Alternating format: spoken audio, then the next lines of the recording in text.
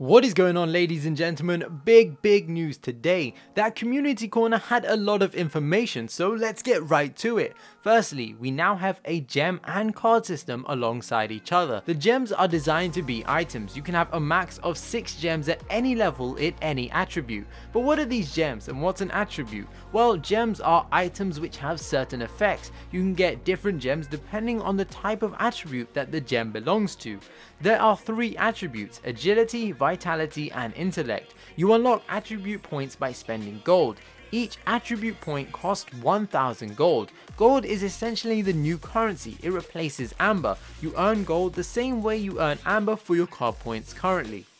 Buying attribute points in agility will increase your attack speed and basic armor. Vitality will increase your health and health regeneration, and intellect will increase your mana and mana regeneration. So depending on the hero you're playing and the role, it's kind of obvious which attribute points you need to be purchasing. As you purchase these attributes at certain milestones, you'll unlock gems, and these gems have unique effects depending on the attribute they belong to, like I previously mentioned. For example, a level 3 agility gem has the effect of lifesteal or multi-shot. Multi-shot essentially creates additional projectiles on your attacks. You can pick your gems when you build your deck. You can have 6 gems in total at any level in any attribute. So you could have 6 agility or 4 vitality and 2 agility, or really any combination that adds up to 6 gems in total. An example of a really strong gem that they gave was an intellect gem that increases your ability damage by 20%, but your abilities now cost 30% more mana. Unlike cards, however, attribute points can be bought anywhere on the map, so you can open your shop and buy attribute points. When Epic said there wasn't a cap, that wasn't entirely true, because they did mention that there are only 25 points per attribute, so 75 points in total. Now onto the cards. You can have 12 cards in your deck. You have 3 active slots, but remember, you also have 6 gems, so essentially when you hit full build, you'll have 9 items rather than the current 6. Cards now also have traits, and these traits tie into their affinities. Some knowledge cards have the trait Consumable. This works like potions in the current game. However, when you consume them, they don't go away forever. An example of a consumable would be a card that gives a speed boost but costs gold. Death cards have the trait Cursed. Cursed cards are bound to you forever, so once you play them, you can't unequip them. You literally have them until the end of the game, so you better choose these ones wisely, since you'll now only have 2 slots. Growth cards have the trait Cultivate, which reduces the gold cost of the card as you purchase attribute points, ultimately meaning that eventually you could get that card for free.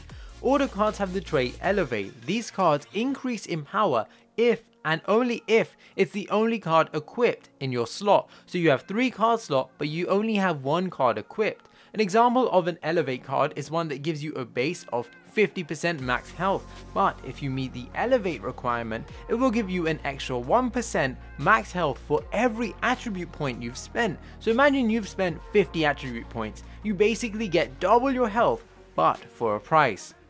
I presume this one belongs to Chaos, although it wasn't mentioned in the video, but it's the only affinity left, Combustible. If you die, you lose the card, but it will go back to your deck so you can use it again. An example is you get more gold for last hits, but it costs gold up front, so you have to get enough last hits to buy it first. It's also important to note that not all cards will have these traits, even though they belong to that affinity. It's just some cards, and I'm sure over time we'll see more of these traits.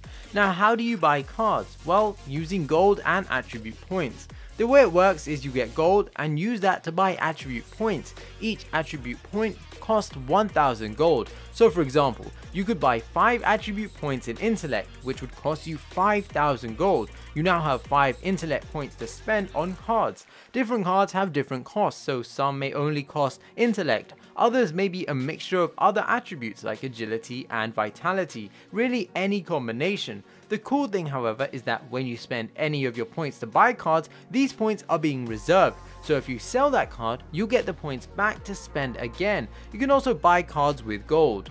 Now, crit in the new system is not how it currently is. Instead, a card would say 50% chance to do 100% bonus damage. So essentially, anytime you hit someone, there is a 20% chance to deal 100% bonus damage. Pretty simple. These new cards will act independently, however. So say you had 2 cards that said 20% chance to deal 100% bonus damage. One of them might proc, the other might proc. They might never proc. but the key here is that they roll independently. But when you get lucky and they both proc together, you get a huge damage bonus. Basically, it's not a 40% chance now, it's 20% independently.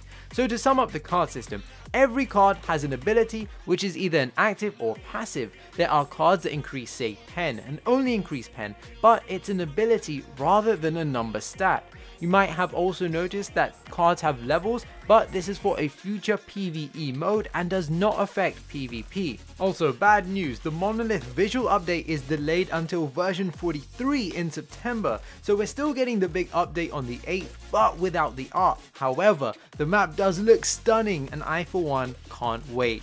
I'm sure you guys have loads of questions and it's kinda difficult to explain without any gameplay footage, so feel free to ask me in the comment section below and I'll do my best to answer. Smash that thumbs up button if you enjoyed the video, let me know if you're liking these changes, and be sure to subscribe to stay up to date with version 42. Until next time guys, peace.